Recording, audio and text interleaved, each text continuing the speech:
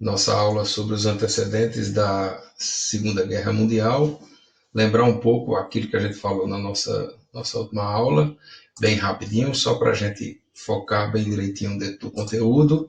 Falamos inicialmente sobre o Tratado de Versalhes e todas aquelas implicações que o tratado trouxe, não só para a Alemanha, como para a instabilidade dentro do continente europeu. Vimos a fragmentação dos impérios, que estão característicos no século XIX, e o novo desenho do mapa da Europa posterior à Primeira Guerra Mundial, com essa fragmentação dos impérios, com a dilaceração do território alemão, a implosão do território austro-húngaro e o surgimento de novos países, principalmente aqueles que a Alemanha não conquistou com o fim da Primeira Guerra no acordo com a União Soviética. Isso vai ser importante nessa aula para a gente estabelecer, dentro dos antecedentes, um tratado polêmico chamado Molotov-Ribbentrop. Vimos a questão dos anos 20, a ascensão do fascismo na Itália, a tentativa de golpe na Alemanha, durante a República de Weimar, a crise de 29 e o impacto que essa crise resultou dentro do território alemão, e vimos que o nazismo, na verdade, foi uma possibilidade real, porque havia uma ameaça de trabalhismo na Europa, de comunismo, em vários países, inclusive na própria Alemanha, e a burguesia e a classe mais alta, a elite forte da Alemanha, acabou optando pela aproximação dos nazistas, e aí a gente fez exatamente no nosso final da última aula esse desenho mostrando o início pífio que o Partido Alemão nazista tinha e como esse partido foi crescendo após a crise de 1929 até atingir a supremacia da maioria do parlamento alemão, com mais de 280 cadeiras no parlamento em 1933, exatamente o ano em que Hitler se torna Führer da Alemanha. Ela acumula aqueles cargos que eu falei na última aula, o cargo de presidente e o cargo de chanceler, que é o equivalente a primeiro-ministro alemão. Pois bem, agora a gente vai para uma série de fatos novos dentro desses antecedentes. Segunda Guerra é um assunto muito complexo, é um assunto longo, grande, que não se detalha apenas pelo teatro dentro da Europa, mas também tem condicionantes em outras partes do mundo, na África, na Ásia, no Extremo Oriente, nos Estados Unidos, no Brasil. Então é um conteúdo que não dá para a gente fazer ele correndo, a gente precisa organizar e ver bem direitinho cada um dos detalhes para que a gente possa realmente entender a guerra de fato como ela aconteceu. E aí, com o Reich restaurado, Hitler estabelece aí com o Führer esse terceiro Reich, e aí você entende o porquê de terceiro. O primeiro Reich foi lá na época do Império Franco, quando Carlos Magno é coroado imperador pelo Papa, e aí ele forma o Sacro Império Romano Germânico, que é o primeiro Reich alemão, o segundo quando a Alemanha se unifica no século XIX, e agora Hitler restaurava esse Reich, prometendo aí 1000 anos de prosperidade para a Alemanha. Ignora completamente o Tratado de Versalhes, ele literalmente rasga o tratado, a Alemanha passa não mais a reconhecer o tratado como vigente, ele deixa de pagar as indenizações de guerra, inicia um processo de remilitarização da Alemanha. Lembre-se que o tratado desmilitarizou, ele vai remilitarizar. Em pouco tempo, em poucos anos, a Alemanha vai ter quase o dobro dos soldados que tinha no final da Primeira Guerra Mundial. Avançou também na indústria bélica, fabricação em massa de navios, de submarinos, de aviões, de tanques e de tudo. Isso fazia parte do processo de reconstrução da Alemanha, daquilo que Hitler idealizava para os alemães, e aí vai passar aquela impressão para o povo alemão de que a Alemanha, na mão dos nazistas, estava rapidamente se recuperando da crise, ou seja, é o Estado agindo como fomentador do processo de desenvolvimento, só que era fabricando armas, fabricando tanque, avião e essas coisas todas, gerando aí milhões de empregos, além dos milhões que agora estavam sendo recrutados também para as Forças Armadas. Dentro do seu projeto de política fascista, ele vai decretar as primeiras leis raciais no país, E aí é um dos detalhes que diferem, por exemplo, o nazismo alemão do fascismo italiano. Né? Hitler começa uma série de perseguições a minorias, inicialmente dentro da Alemanha, depois isso vai se expandir pela Europa em guerra, né? E aí começam a ser perseguidos judeus, ciganos, homossexuais, pessoas com deficiências físicas. Lentamente o país vai começar a se livrar daquilo que os alemães consideravam como indesejáveis. Os judeus que puderam sair nesse período se livraram dos campos de concentração. Aqueles que acreditavam que essa política nazista poderia retroceder e mudar, vão acabar dentro dos campos de concentração e, consequentemente, mortos. Né? A Alemanha também vai desenvolver, a partir daí, uma política de controle total da imprensa. Hitler vai usar bastante a questão do cinema, que na época estava ganhando muita popularidade. Vai contratar uma cineasta chamada Lise Riefenstahl, né, que vai ser a grande fomentadora da propaganda nazista, né, dos grandes filmes e apologias, aqueles desfiles militares fantásticos, aquelas reuniões com milhares de pessoas, mostrando exatamente esse modelo de organização e segurança que o nazismo vai começar a passar através da imprensa, dos jornais, do rádio e do cinema, né, e também vai passar a controlar os órgãos de educação. Todo o Ministério da Educação alemão será reformulado, né, para uma política desenvolvida também dentro do projeto de Hitler, chamada de arianismo, ou seja, de formação de uma raça superior, né, de uma raça alemã pura, livre dos indesejáveis, né, e principalmente dos traidores judeus. Então a gente tem a construção desse projeto de governo, e tudo isso estava estabelecido lá no livro de Hitler, no Mein Kampf, que até a chegada de Hitler ao poder era um livro muito pouco lido, né? Mas a partir do momento que os nazistas chegam ao poder, vai ser um best-seller, né? Dentro da Alemanha, ele vai ser o livro mais vendido do país, né? E vai entrar naquele clima, ou seja, Hitler criou a onda, e os alemães vão surfar nela.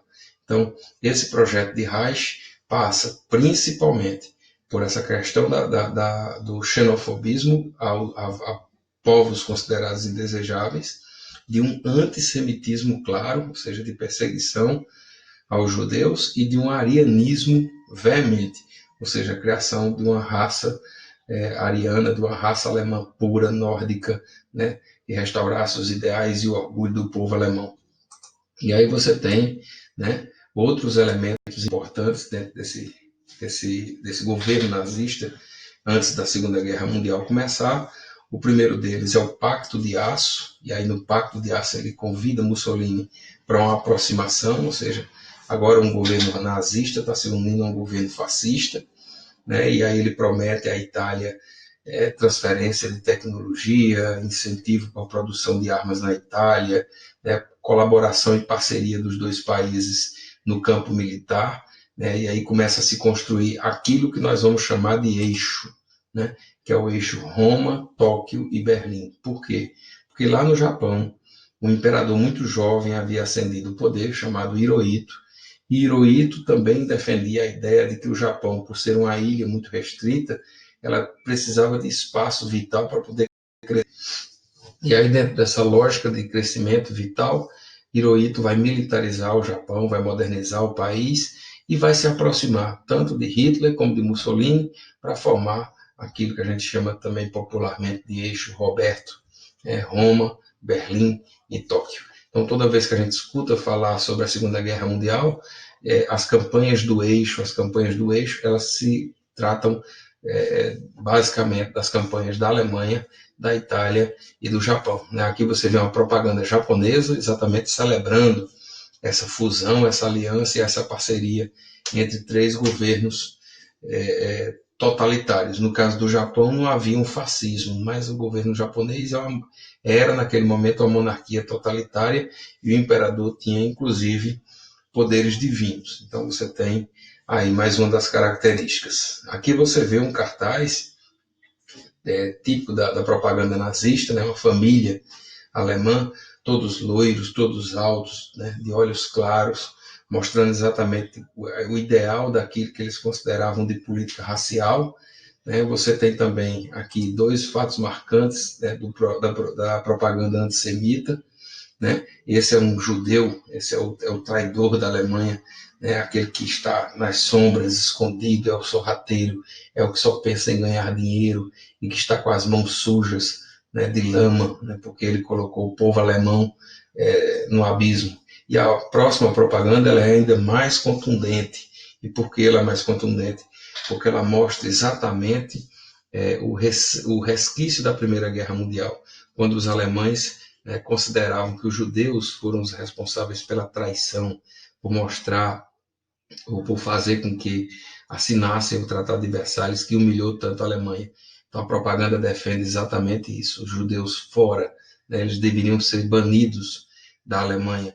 E aí você tem as crianças comemorando, festejando e observando, né, os judeus deixando o país. E a próxima, você tem exatamente, né, uma imagem muito forte, né, no campo de batalha, o soldado alemão da Primeira Guerra Mundial lutando, quando de repente vem a punhalada pelas costas, né, do inimigo judeu que sorrateiramente traiu a Alemanha. Então todo esse projeto de construção vai ser estabelecido dentro das escolas, desde do maternal ao ensino médio. Você vai ver as crianças se contaminando por essa propaganda, por esse ideal que o nazismo vai estabelecer como verdade e que vai fazer com que a juventude hitlerista, né, o braço da juventude do partido nazista, se torna um dos elos mais fortes de tudo isso.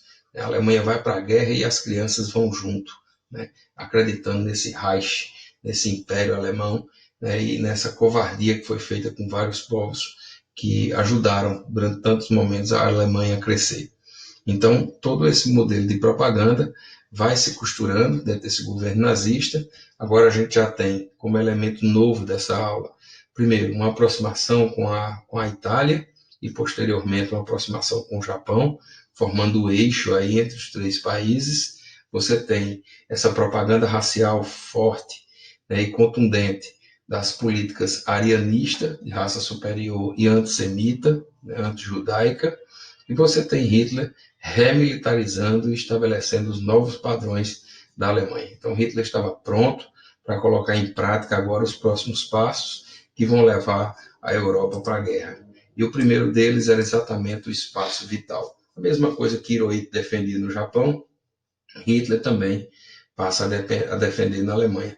Ou seja, para ele a Alemanha precisava crescer, né? Aquilo que tinha sido tomado da Alemanha durante o Tratado de Versalhes precisava ser recuperado. A Alemanha precisava de territórios, porque esses territórios representavam matéria-prima, mão de obra e riquezas para o povo alemão.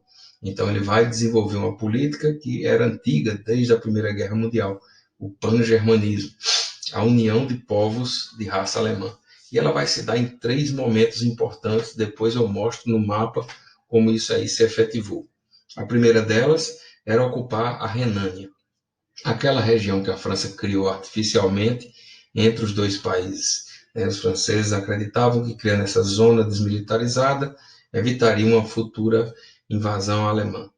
A segunda seria restaurar a aliança com a Áustria. E aí a Áustria vivia um momento muito difícil, inclusive político, com o assassinato do seu presidente, e Hitler era austríaco, não era alemão. Então era meio que uma fusão de povos germânicos num só Reich. Né? E aí ele vai costurar o acordo para a invasão da Áustria sem disparar um só tiro. Né? A mesma coisa aconteceu na Renânia. Pois aí você diz, mas espera aí, aquela área não estava dominada pelos franceses, né, desde lá da Primeira Guerra? Sim, mas os franceses estavam extremamente temerosos de que a Europa entrasse novamente numa guerra. Então, para evitar uma guerra, o que é que aconteceu? Os franceses acabaram fazendo vista grossa porque tinha acontecido na Renânia. E, por fim, Hitler vai também desejar uma parte da Tchecoslováquia, aquele que foi fragmentado da Áustria, porque ele dizia que uma região chamada Sudetos, que era uma região riquíssima da Tchecoslováquia, tanto em minério como também na produção industrial, ela era ocupada por maioria predominante da população alemã.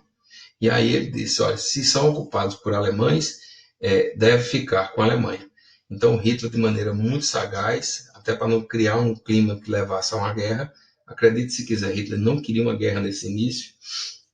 Ele faz uma conferência, convida o primeiro-ministro da Inglaterra, o Neville Chamberlain, e o primeiro-ministro da França, o Deladier, para uma reunião e reúne eles na cidade de Munique, mostra a eles um desfile militar exuberante para mostrar a força da Alemanha, e depois tranca esse povo dentro de uma sala e diz claramente o seguinte: olha, vocês vão decidir. Se vocês querem, se vão me permitir invadir a Tchecoslováquia sem reação de vocês, certo? E aí a gente evita um conflito e eu prometo que eu não peço mais nada, ou vocês vão reagir e a gente vai começar uma guerra na Europa.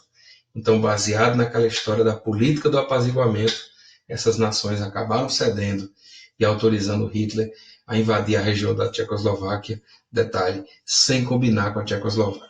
Né? Então, aí o mapa vai mostrar exatamente isso. Né? O primeiro aqui, o pan-germanismo, né? O Anschluss, que é a política de anexação da Áustria, ou seja, agora essa região estava anexada ao Terceiro Reich, e depois você tem, aqui na próxima foto, o Chamberlain, que é o primeiro-ministro inglês, o Deladier francês, Mussolini aqui do lado, e aqui está Hitler, né, celebrando esse acordo que traçou o destino da Tchecoslováquia.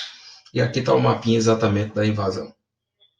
Né, Hitler primeiro ocupa a Renânia aqui, em 1934, depois, em março de 1938, ele anexa a Áustria, dentro daquela política de formação de um só Reich, e aqui, em 1938, com auxílio e autorização dos países europeus, acreditando que podiam parar a ideia de guerra de Hitler, permitem que Hitler invada também essa região da Tchecoslováquia. Aqui já são quando a guerra tiver em desdobramento, e aí eu falo para vocês exatamente o que é que vai acontecer nesse processo. Então Hitler começou a crescer territorialmente sem disparar um tiro.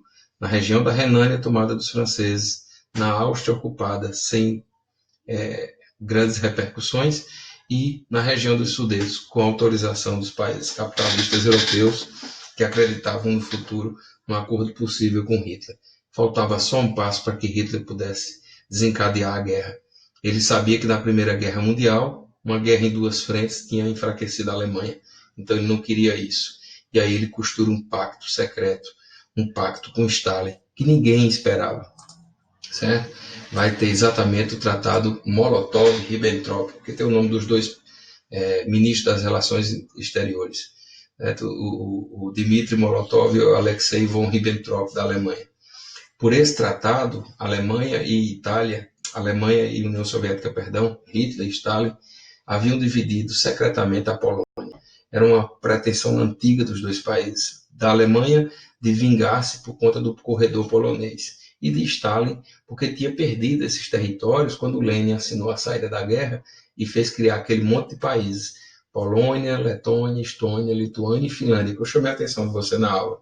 Não esqueça, porque isso aqui vai ser importante para entender a guerra lá na frente. Todos ficaram bestas com aquele tratado que estava sendo organizado. Né? E aí, uma vez estabelecido esse tratado, né, que é curiosamente colocado nessa charge, né, por quanto tempo vai durar essa lua de mel?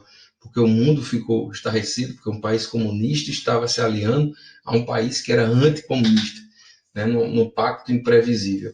Mas graças a esse pacto, né, Hitler agora tinha o pretexto para invadir a Polônia, né, ele vai violar a fronteira polonesa, né, vai criar uma situação, na verdade foi ele que invadiu, mas ele vai fabricar a ideia de que os poloneses tinham invadido a Alemanha, para poder, no dia 1º de setembro de 1939, declarar guerra à Polônia e dar início à à Segunda Guerra Mundial.